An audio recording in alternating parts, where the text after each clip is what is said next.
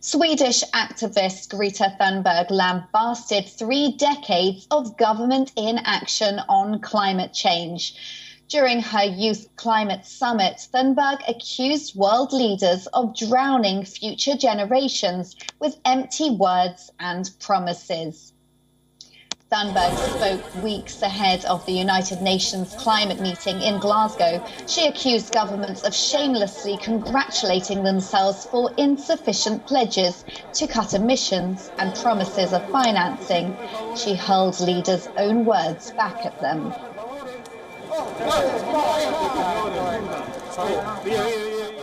This is not about some expensive, politically correct green act of bunny hugging or blah, blah, blah. Build back better, blah, blah, blah. Green economy, blah, blah, blah. Net zero by 2050, blah, blah, blah. Net zero by 2050, blah, blah, blah. Net zero, blah, blah, blah. Climate neutral, blah, blah, blah. This is all we hear from our so-called leaders. Words that sound great, but so far has led to no action. Our hopes and dreams drown in their empty words and promises.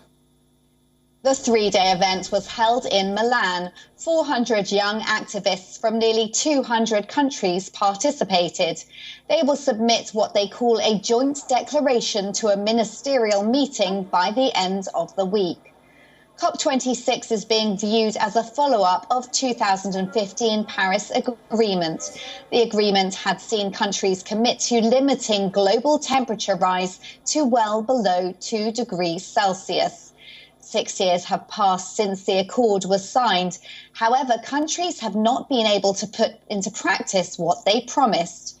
Nations have been witnessing extreme floods, droughts and storms.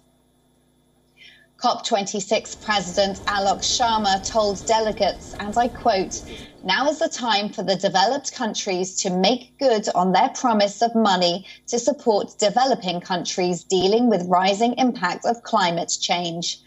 The United Nations said this month that the current emission reduction plan is not good enough.